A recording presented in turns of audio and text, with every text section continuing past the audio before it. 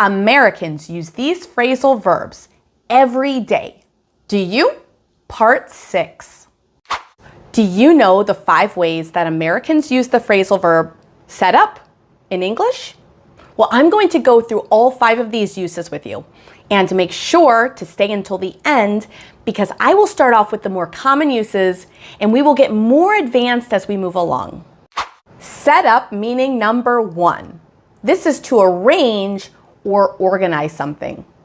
Now, when Americans say set up, very often we mean to arrange, to organize, or to prepare something. So for example, if I say, I'll set up a meeting, that means I will organize a meeting. Or you could say, she set up a doctor's appointment. This means that she arranged the appointment with the doctor. Or, we need to set up a time to talk. This means we need to arrange a time to speak. We could also say, can you set up an interview with her? This means, can you arrange an interview with this person? Set up meaning number 2. This is to prepare or assemble something physically. So imagine you're hosting a birthday party. You need to organize and arrange everything. You might say, can you help me set up before the guests arrive? There's a lot of work to be done and you can't do everything yourself. You need to arrange the tables, the chairs, the decoration. You need help setting up. Let's imagine now that you're pregnant and you want to arrange the baby's room prior to the baby being born. It's very common to say, let's set up the nursery. We have to get everything prepared. You would need to set up the crib. You need to set up the changing table and set up any of the furniture that would go in the baby's room or their nursery. Or let's imagine that there's a band that is going to perform on stage. They're getting ready. You could say they're setting up the stage. Some other examples are, can you help me set up the table? Or he set up the chairs. They're setting up the equipment. This means they are putting everything in place and preparing it. Set up meaning number 3. This is to configure technology.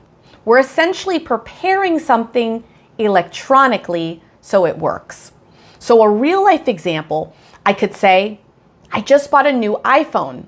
I need to set it up. What I'm talking about here is I need to install everything and prepare it. Or imagine you just moved into a new home and you need to have your Wi-Fi up and running. You could say, I need to set up my Wi-Fi. Let's imagine now that you go to the bank and you're speaking to the teller. The teller could ask you, did you set up your online banking? Or maybe imagine that you just got a new printer in your home office. You could tell a friend, wow, it took me an hour to set up my printer. Or let's say that you have a new employee working for your company. You could tell them, let me set up your email.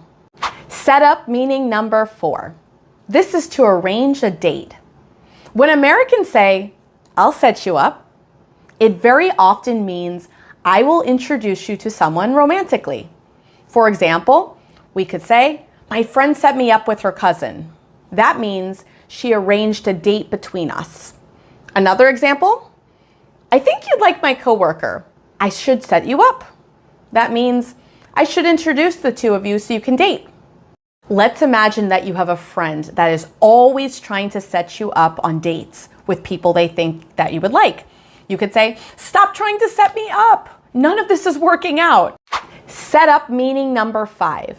This is to trick someone or create a situation where they look guilty or will fail. This meaning is usually negative.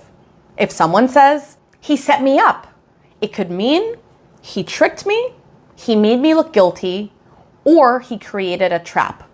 Imagine this. Your coworker tells the boss that you forgot to send an important email, but you did send it. Later on, you find out they deleted it from the system. You tell your boss, she set me up. This means she made it look like I made the mistake. Now, to set someone up to fail is something that is extremely common in American English. We're basically creating a situation where someone cannot succeed. Some examples would be, they set him up to fail, or They set him up so he would get fired. What we're saying here is that they gave him impossible deadlines, they didn't train him properly, and ultimately, they created a situation where he could not succeed. We could also say, he didn't steal the money, he was set up. This means that someone made it look like he committed the crime. Now, you will hear this all the time in American movies and TV shows. I didn't do it. I was set up. Someone planted that evidence. He was set up. Now, I'm going to give you a quick pronunciation tip. When Americans speak naturally, we often connect it. We don't say set up. Instead, you'll hear us say set up. Set up. That T connects to the U. Listen. Set up. Set up. Set up. Now repeat after me. Set up. Set up. Set up. Do you know the 5 ways that Americans use the phrasal verb take off in English? I am going to go over all 5 meanings with you. We're going to start with the more common meanings and make our way to the more advanced ones. So make sure to stay until the end so that you do not miss anything. Let's go. Take off meaning number 1, to remove clothing. Now this is the most basic and common meaning. So we're talking about removing something from your body. Some examples are, can you please take off your shoes before coming in the house? Or, he took off his jacket. She took off her glasses. I'm going to take off my coat. Imagine a student walks into a classroom with a hat on. At school, you can't wear hats. And the teacher looks at the student, confused. The teacher says, "Excuse me, can you please take your hat off?" The teacher saying, "Can you please remove your hat?" A quick grammar tip. When we say take off, we're going to have the item of clothing after take off. But you can also use a pronoun. If you're going to use the pronoun, you're going to place the pronoun in the middle. We would say, take it off. I'm going to take it off. Or we take off your coat. Take off your coat or take it off. Never place the pronoun at the end. Take off meaning number 2, to leave, usually quickly. Americans say this all the time. To leave suddenly, or to leave quickly. This is casual and very natural. Instead of saying, I must depart or I have to leave, Americans say, I gotta take off. Some very common examples would be, I have to take off. We took off after dinner. She took off without saying goodbye. He has to take off early. I'm going to take off now. Take off meaning number 3, to become successful or grow quickly. We're talking about to suddenly become popular, to suddenly grow, or to become successful quickly. Some examples are, her YouTube channel really took off, or the business took off last year. His career took off after that movie. Sales are starting to take off. Now this means it grew quickly and became successful. Take off meaning number 4. This take off is when we talk about airplanes. When a plane takes off, it means the plane leaves the ground or the plane begins flying. And Americans use this expression all the time when talking about flights. When an airplane starts moving down the runway, it moves faster and faster. Then the wheels lift off the ground and the plane begins flying in the air. At that moment, we say, the plane took off. Now let's look at some examples. Imagine you're waiting at the airport. You look at one of the screens that are in the departure area and you search for your flight number. You might say to a friend, our flight takes off at 8:30. This is the time at which your flight is going to leave. Now let's imagine you're sitting near the window on the plane. The plane starts moving down the runway faster and faster. Then suddenly, the wheels leave the ground. Someone might say, we're taking off. This means, again, the plane is beginning to fly. Let's imagine now that someone asks you, when does your flight leave? Your answer could be, my flight takes off at 6 a.m. Americans say this very often instead of leave. With this meaning, it's really important to note that take off is not separable. We cannot put words in the middle. So it has to be the plane took off. Nothing can come between took and off or take and off. Take off meaning number 5. This is to take time away from work or school. Now, when someone takes time off, it means they do not go to work, they do not go to school, and they take time off to rest, travel, or handle personal things. Americans say this very often in everyday conversation. When someone says, I'm taking the day off, it means they are not working that day. Maybe they're going on vacation, resting at home, feeling sick, or taking care of something personal. The important idea is that they normally go to work or school, but today they're not. I want you to imagine someone who has had a very stressful week. They decide they need a break. So they say, I'm going to take Friday off. What this means is that they will not go to work on Friday. Let's imagine someone who wakes up feeling very sick. They call their boss and say they can't come to work because they're sick. Later, someone might say, he took the day off because he was sick. This means he did not go to work that day. Let's imagine now someone is planning a vacation. They plan to travel for a week. They might say, I'm taking a week off. What this means is that they will not work for 1 week. And you will often hear this structure. To take and the time frame off. Some examples are take the day off, take Friday off, take a week off, or take 2 days off. Now let's look at the pronunciation. I want you to think that that K really connects to the O, like this. Take off, take off, take off. Now repeat after me. Take off, take off, take off. In the past, we would say, took off, took off, took off. Do you know the 4 ways that Americans use the phrasal verb give up in English? Make sure to stay to the end. I will teach you all 4 of these ways.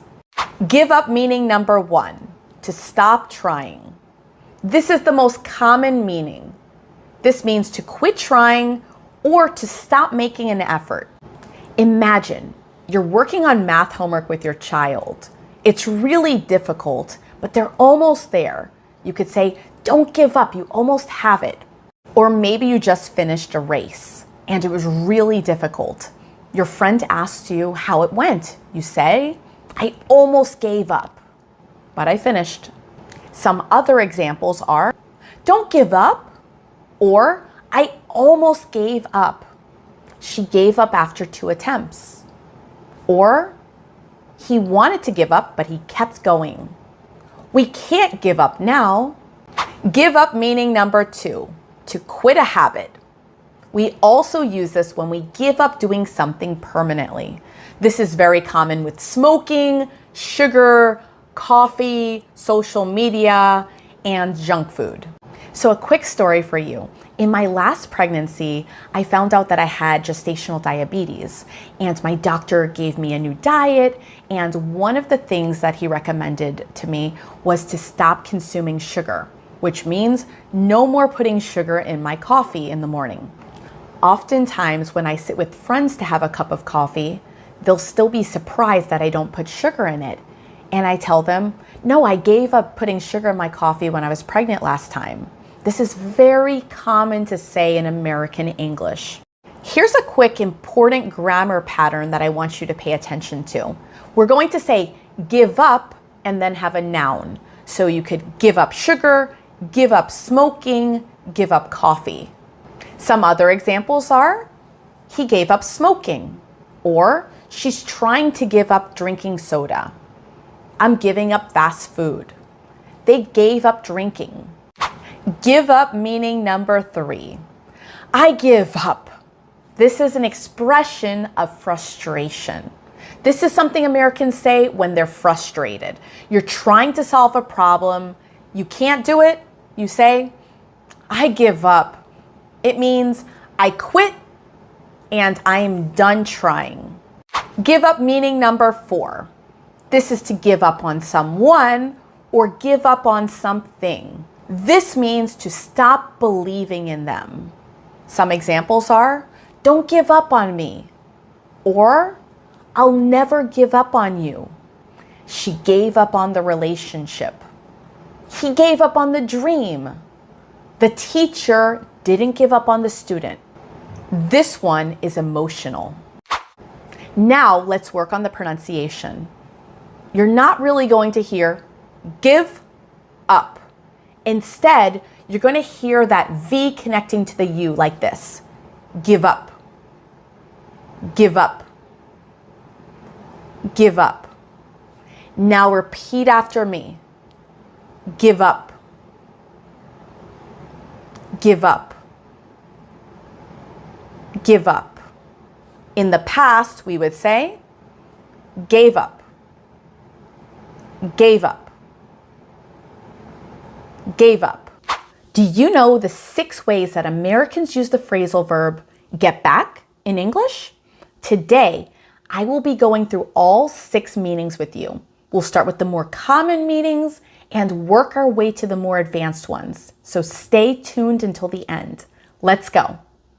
Get back meaning number 1, to return. Imagine this situation.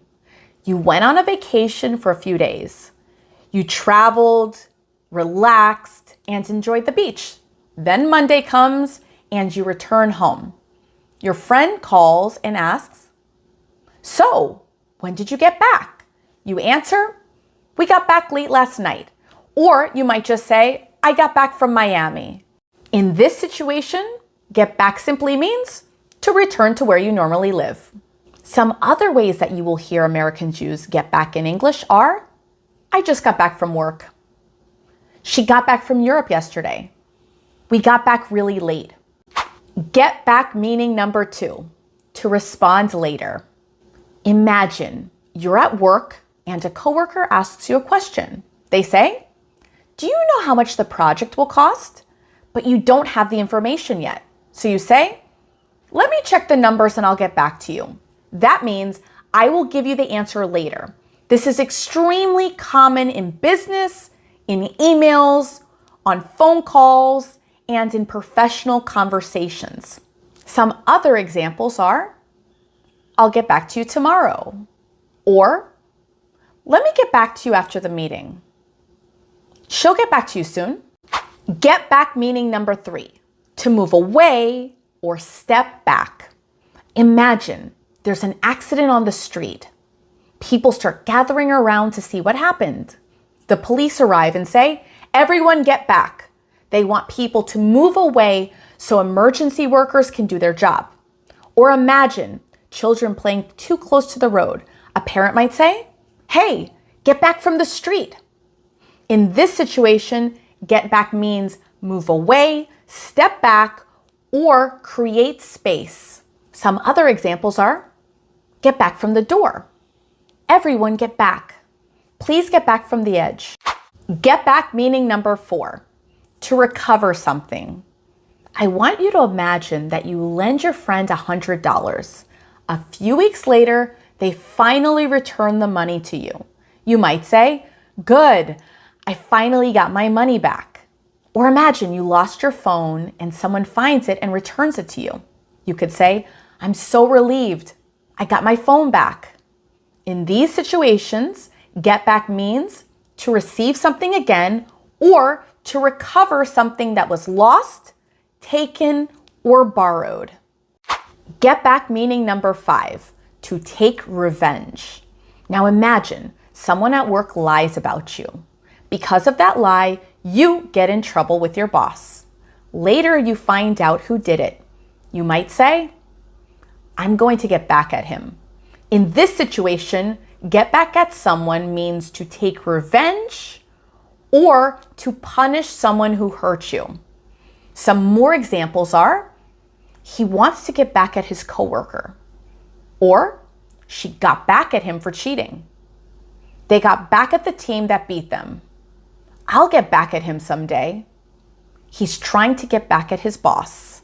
A quick note about the structure that we use here.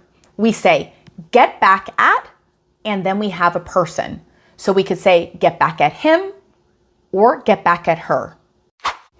Get back meaning number 6, to return to an activity. Imagine you're in a meeting at work. Everyone starts talking about random things. The meeting goes off topic. Finally, someone says, all right, everyone, let's get back to work.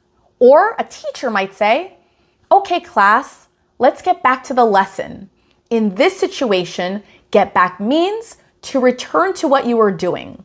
Some more examples are, let's get back to work. Or, I need to get back to studying. Let's get back to the topic. She got back to training after her injury. We should get back to the project. Now, a quick pronunciation tip. Let's look at how Americans actually pronounce this. In get back, the T in get often becomes softer. It sounds like get back, get back, get back. Now repeat after me. Get back, get back, get back. Do you know the 3 ways that Americans use the phrasal verb keep up in English? Make sure to stay until the end. I will walk you through all 3 of them. Let's go. Keep up meaning number 1, to stay at the same speed or level. Imagine you're walking with a friend who walks very fast. You're trying to stay next to them, but they keep getting ahead of you. You say, slow down, I can't keep up. In this situation, keep up means to stay at the same speed or to stay at the same level as someone else. Some examples are, I can't keep up with him, or try to keep up with the group. The kids ran so fast their parents couldn't keep up. She walks too fast for me to keep up. This same meaning also applies to information. It's hard to keep up with technology. Or, I try to keep up with the news. She can't keep up with her homework. The students couldn't keep up with the lecture. Here, the idea is the same. Staying at the same pace or level. Keep up meaning number 2, to continue doing something successfully. Now imagine a student who studies English every day and improves a lot. The teacher says, great job, keep up the good work. In this situation, keep up means to continue doing something well or to continue the progress you've started. Some other examples are, keep up the great work, or she's doing great, keep it up. If you keep this up, you'll succeed. Keep up the progress. This meaning is very positive and encouraging. Keep up meaning number 3, to maintain something or manage ongoing activity. Imagine a restaurant becomes extremely popular. Customers keep coming in all day. The manager says, we can barely keep up with the orders. In this situation, keep up means to maintain something or to manage something that keeps happening. Some other examples are, the company can't keep up with the demand, or we're trying to keep up with customer orders. The hospital struggled to keep up with patients. It's hard to keep up with all the emails. This meaning also includes maintaining habits or routines. For example, it's hard to keep up a healthy routine. She's trying to keep up her exercise habits. You need to keep up your English practice. He struggled to keep up the pace. Here, the idea is continuing something at the same level. Here's a quick note about the structure that you want to follow. We're going to say keep up with, and then either have a person or a thing. For example, I can't keep up with him. Or it's hard to keep up with technology. We can't keep up with demand. Now, let's work on the pronunciation. Repeat after me. Keep up. Keep up. Keep up. Keep up with. Keep up with. Keep up with.